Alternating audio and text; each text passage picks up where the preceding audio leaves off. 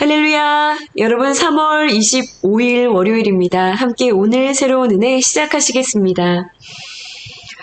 살아계신 하나님 감사를 드립니다. 종려주일을 은혜 가운데 보내게 하시고 귀한 한 주를 고난주간을 우리 가운데 열어주시니 주님 감사합니다. 특별히 주님의 십자가 고난을 묵상하는 이번 한 주간 동안 묵상하며 기도하는 모든 자리마다 주님의 사랑을 더욱더 깊이 경험하게 되어지는 귀한 시간들이 되게 하여 주시옵소서. 예수님의 이름으로 감사하며 기도합니다. 아멘, 아멘. 여러분, 고난주간 월요일입니다. 깊이를 헤아릴 수 없는 여러분 하나님의 사랑을 묵상하시면서요. 은혜의 충만함을 우리가 지난 시간에 김신우 목사님 통해서 그 충만이 의미하는 바가 어떤 것이다 이런 이야기를 나누었는데요. 깍지를 끼고 있는, 그래서 이 깍지가 이 양손을 꽉 틈없이 붙어 있는 것처럼 하나님과 이렇게 딱 붙어 있는 이 상태가 바로 충만이다 이렇게 말씀하셨는데, 이 충만함으로 정말 고난주간에 여러분 밀도 있는 하나님의 그 은혜를 경험하시는 그런 시간이 되시기를 간절히 여러분 소원합니다. 여러분 우리는요, 무엇을 어떠한 관점으로 바라보는지에 따라서 이게 같은 상황 안에서도요, 전혀 다른 태도를 갖게 되는 것 같습니다. 최근에 읽었던 기도를 송두리째 바꾸신 예수님이라는 그 박리브가 사모님의 그 기도에 관련한 책이 있었어요. 거기에 이런 간증이 나오시더라고요. 여전도에서 산에 야유회를 가셨대요.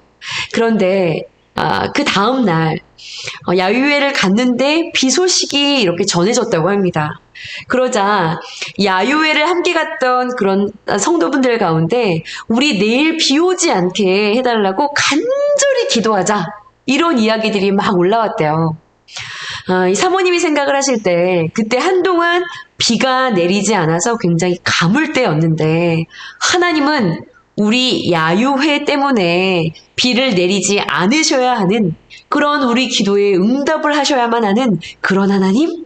이런 생각이 드시면서 이게 우리의 모든 관점이 기도까지도 항상 이게 나 중심에서 우리가 벗어나지를 못하고 있구나, 그런 생각을 하게 되셨다라는 이야기를 하시더라고요. 한 번은 이 사모님께서 지방에 집회를 가셨는데 억수로 비가 쏟아졌다고 합니다. 그래서 마음속에 이거 비가 오니까 오늘 집회에 많은 성도분들이 나오는 것이 힘들겠구나라는 생각을 하셨대요. 그렇게 집회가 끝이 나고 나서 사람들이 와서 오늘 집회 때 은혜를 많이 받았다 이렇게 인사를 하는 분이 계셨는데, 그분의 이야기를 들어보니까 이분이 시장에서 일을 하는 분이셨던 거예요. 그래서 부흥회한다, 뭔가 주일 외에 다른 무언가를 하면 절대로 교회를 오실 수가 없는 분인데, 비가 너무 많이 와서 그 시장 전체가 문을 닫기로 되어서 이렇게 집회를 참석할 수 있게 되었다. 이 비가 너무나 은혜였다, 이런 이야기를 했다는 거죠.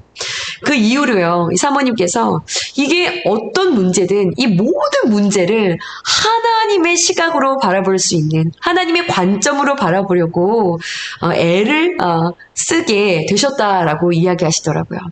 이게 우리의 관점과는 너무나 차원이 다르기 때문에 그런 것이죠.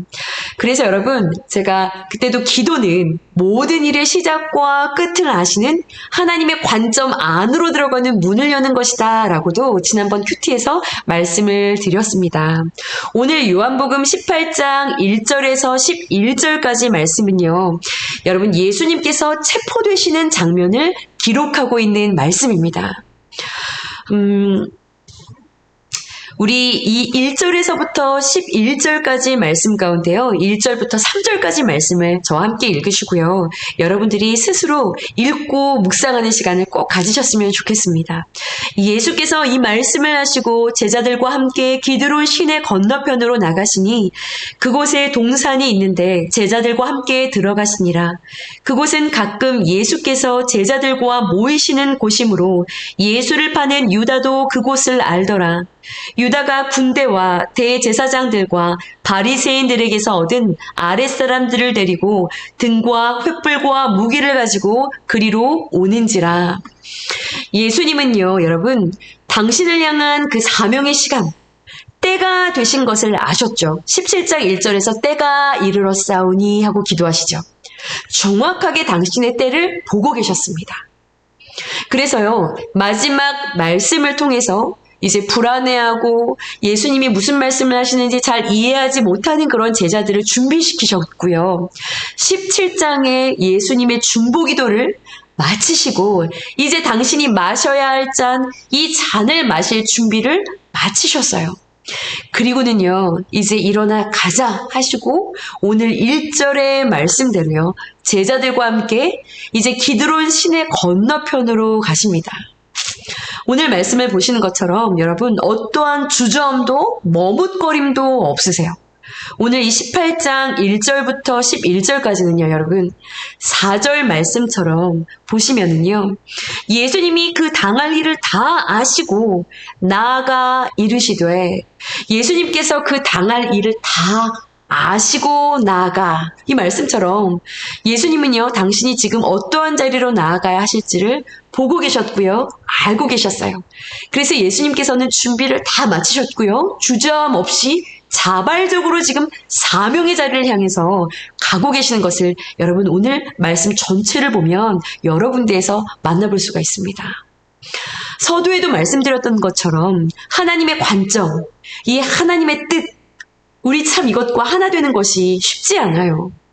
깊은 기도의 자리로 나아갈 때 하나님께서는 그 하나님의 관점을 통해서 이 모든 상황을 바라볼 수 있는 눈을 열어주십니다. 우리 주님은요, 하나님의 관점, 그 하나님의 뜻과 완전히 하나가 되셨기 때문에 오늘 말씀에도 보시면 여기 지금 이 기드론 시내 건너편 가까이에요, 여러분. 쉼터가 될 만한 예수님이 자주 찾아가셨던 베다니도 있었고요. 또 가까운 곳에 여리고도 있었어요. 가서 얼마든지 이 사명 던지고 피할 수 있는 자리들이 있었습니다. 그런데 여러분, 예수님은 겟세마네를 향해 가십니다. 또한 오늘 2절 말씀처럼요, 예수님께서 제자들과 모임 장소로 잘 사용하셨던, 제자들이 너무나 잘 알고 있었고요, 무엇보다도 유다가 너무나 잘 알고 있었던 그곳으로 가셨다라고 이야기하고 있어요. 발각되시기 위해서 그곳을 가셨어요.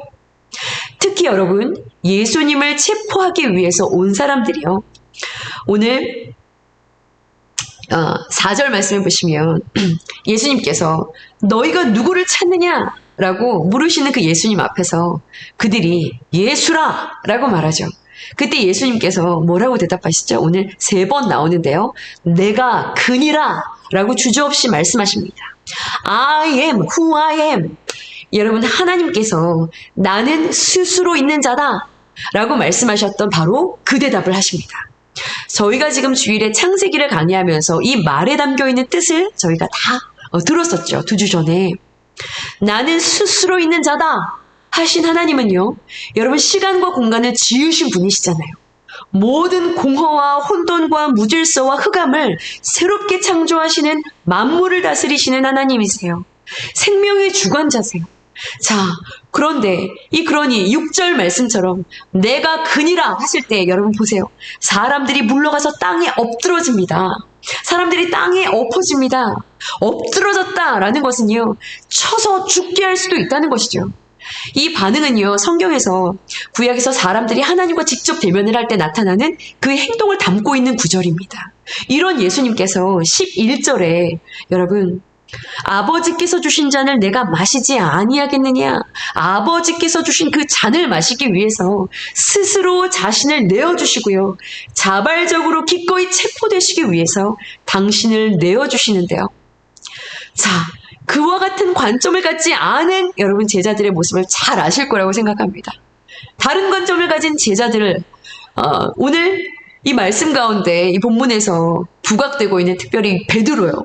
오늘 말씀을 보시면 마치 무슨 군사의 어떤 그 정권 가운데 뭐라도 한 자리를 얻는 무언가 싸움이 일어난다라고 생각을 하고 있는 것인지 아무리 이야기를 해도 그 하나님의 관점 안으로 들어가지 못하고 있는 이 베드로를 보세요, 여러분. 그야말로 오늘 보면 여러분 8절에서부터 여러분 10절까지 말씀을 보시면 그야말로 허둥지둥 되고 있습니다. 그죠? 우왕좌왕하고 있습니다. 자기의 생각대로요. 칼자루를 들고요. 휘두르다가 여러분 말고의 귀를 잘라버리고요. 그리고 예수님의 책망을 듣게 됩니다. 신학자 칼빈이라는 신학자가 있어요. 이 신학자가 이런 이야기를 합니다. 우리가 하나님의 뜻, 그 이상의 행동을 감행할 때는 하나님의 관점을 갖지 못해서 하나님의 뜻 그 이상의 행동을 우리가 열정을 가지고 감행할 때는 항상 우리의 넘치는 열정이 망신으로 끝이 난다. 이것을 명심해야 한다라고 경고를 합니다. 오늘 베드로의 모습인 것이죠. 여러분, 우리가 복종해야 할, 따라가야 할, 가져야 할 하나님의 관점, 그 하나님의 뜻은 여러분 무엇일까요? 그 사명을요, 하나님과 같은 관점을 가지고 하나님이 바라보는 그것을 동일하게 바라볼 수 있는 그 은혜가 저와 여러분들에게 임할 수 있기를 여러분 간절히 소원합니다. 그것을 이루기 위해서요, 여러분, 나에게 장착되어 있는 여러 종류의 모든 종류의 칼들을 다 칼집에 꽂으시고요. 하나님께서 주신 십자가, 이것을 잘 지고 여러분 순종하면서 나아갈 때 우리에게 허락하신 이 사명을 우리가 잘 감당할 수 있다는 것을 여러분 기억하셔야 합니다. 특별히요, 여러분, 오늘 본문에서 보시면 예수님께서 기드론 시내를 건너서 어디로 들어간다고 요한이 기록하고 있는지를 한번 보십시오. 예수께서 이 말씀을 하시고 제자들과 함께 기드론 시내 건너편으로 나가시니 그곳에 동산이 있는데 제자들과 함께 들어가시니라. 네, 그곳에 동산이 있는데 제자들과 함께 들어가시니라. 자, 여러분, 예수님께서요, 때가 되셨고 준비를 다 마치셨고 기도하셨고 이 동산으로 들어가십니다. 여러분, 동산하면 떠오르는 성경 속의 최초의 동산이 있으시죠?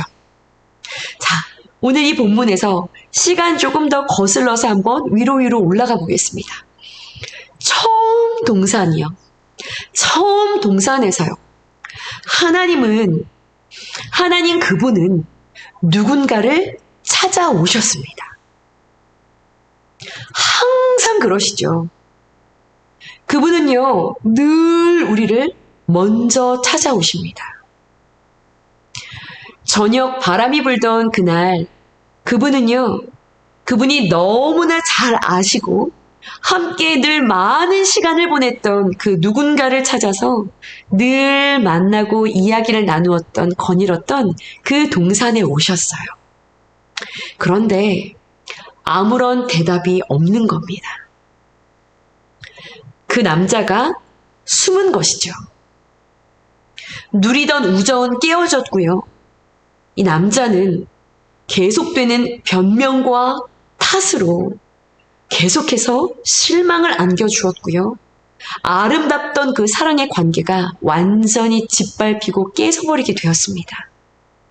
자, 시간이 한참 흘러갑니다. 이제 다시 동산으로 왔어요. 어둠 속에서 사악한 인간, 폭력적인 인간, 무기를 들고 있는 인간이 그분을 찾아서 동산에 옵니다. 새 아담이신 그분은 이 사악한 세상을 기꺼이 마중하러 나가십니다. 어둠에 갇혀서 횃불을 들고 등을 들고 온 그들 앞에 세상의 빛 되신 그분이 서십니다. 이제 곧 새 아담으로 오신 분께서는 그들의 손에 의해서요, 죽음을 맞이할 것이죠. 그 죽음으로 인해서 이 동산은 회복될 것이고요. 피 흘림을 통해서 치유와 용서가 시작되게 될 것입니다. 여러분, 요한복음을 기록한 이 요한은요, 이 다른 복음서에서 예수님께서 잡히시는 이 동산을 그냥 겟세마네라고 기록을 하죠. 네, 겟세마네라고 기록한 이 장소를요, 이 요한은요, 동산으로 기록을 합니다. 네. 창세기 3장에서 깨어진 하나님과의 관계로 죽음의 어떤 그 실존들이 짙게 드리워진 이 두려움 가운데 살아가야 할 인생들에게 창세기 3장 15절에서 계획하신 대로요. 하나님께서 창세기 3장에서 이미 계획하셨던 여자의 후손이 너희의 머리를 상하게 할 것이다. 말씀을 이루시기 위해서 주의 모든 권세를 깨뜨리시려고요. 이 동산 안으로 지금 들어가고 계시는 여러분 새 아담 되시는 예수님의 모습을 오늘 이 본문을 통해서 한번 묵상해 보세요. 불순종으로 가득했던 죄로 얼룩진 깨어진 그 에덴 동산에서의 그 비극이요. 오늘 이 겟세마네 동산에서 새 아담으로 오신 예수님으로 인해서 여러분 새롭게 회복되어지고 있는 것입니다. 이것에 대해서 여러분 로마서 5장 19절은요. 이렇게 말합니다. 한 사람이 순종하지 아니함으로 많은 사람이 죄인이 된 것 같이 한 사람의 순종으로 많은 사람이 의인이 되리라. 여러분 아멘이시죠? 여러분 예수님의 오늘 이 본문에 가득한 자발적인 그 순종이요. 하나님의 때가 돼서 그 하나님의 관점을 가지시고요. 네, 기도로 준비하시고 자발적으로 순종하심으로 여러분 더 이상 사망이 왕노릇하지 못하게 여러분 되었습니다. 하나님의 은혜가 여러분 왕노릇하게 된 줄 믿으시기 바랍니다. 여러분 오늘 말씀 11절입니다. 예수께서 베드로에게 이르시되 칼을 칼집에 꽂으라. 아버지께서 주신 잔을 내가 마시지 아니하겠느냐. 여러분 고난주간 월요일입니다. 헤아릴 수가 없는 우리 주님의 사랑이요. 그 의지적인 사랑의 열심을 여러분 말씀을 묵상하시면서 더 가까이에서 여러분 느끼시고요. 그 사랑의 사명을 가지고 오늘도 부르신 삶의 자리를 향하여서 여러분 나아가실 수 있는 그런 오늘이 되시기를 여러분 간절히 축복합니다. 이 한 주간 짧은 고난주간 이 시간 여러분 주님의 그 사랑 깊이 묵상하시고요. 그 사랑 안으로 파고드셔서 그 사랑으로 충만하게 젖으셔서요. 여러분 모든 일들을 여러분 감당하시는 그 힘이 넉넉하게 주어지실 수 있는 여러분 그 사랑 가운데 깊이 아버지 그 사랑 안으로 깊이 들어가시는 그런 저와 여러분들의 그런 고난주간에 오늘 귀한 월요일이 될 수 있기를 여러분 간절히 소원합니다. 함께 여러분 기도하시겠습니다. 사랑으로 희생으로 오직 순종함으로 십자가 사명의 자리로 나아가신 주님을 묵상합니다. 그럼에도 분주한 삶에 치여 십자가 사랑 멀리 떠나 사랑과는 전혀 다른 삶을 살아가고 주님이 주신 십자가 그 사명을 내 것으로 여기지 않고 순종하지 못하고 나의 그 작은 칼들을 휘두르며 주님 가시는 그 사명의 길을 때로는 회방하고 때로는 마음 아프게 해드리며 주님과 동일하지 못한 관점으로 아버지 주님 가시는 그 길을 함께 걸어가지 못하는 순간들이 얼마나 많았는지를 주님 오늘 말씀의 묵상을 통하여서 다시 한번 우리들의 연약한 모습을 바라보며 회개합니다. 주님 고난주간이 시작되었습니다. 아버지 세상에서 우리를 택하여 부르신 주님 앞에 우리에게 허락하신 이 십자가의 사랑이 어떠한 사랑인지를 다시 한번 깊이 깨닫고 느끼고 묵상할 수 있는 귀한 시간 우리 가운데 허락하셔서 아버지, 그 사랑의 깊이와 노비와 길이를 깨달아 알아 하나님의 모든 충만하신 것으로 우리 충만하게 준비되어져 우리에게 허락하신 그 모든 사명을 기쁨으로 감사하며 찬송하며 지고 갈 수 있는 그 힘이 십자가의 그 은혜에서부터 주어질 수 있는 아버지 귀한 여정 시간들이 될 수 있도록 도와주시옵소서. 주님, 그 사랑 반응하며 나아가는 오늘 하루 되어지기를 원합니다. 묵상하며 기도하는 모든 자리마다 그 사랑을 깊이 경험할 수 있는 은혜의 자리가 되게 하여 주시옵소서. 주 예수님의 이름으로 감사하며 기도드렸사옵나이다. 아멘, 아멘. 여러분, 오늘도 이 고난주간 월요일 십자가를 깊이 묵상하시면서 여러분 삶의 모든 자리에서 주님의 그 사랑으로 여러분 승리하실 수 있는 귀한 날 되시기를 간절히 축복합니다. 함께 여러분 기도하시겠습니다.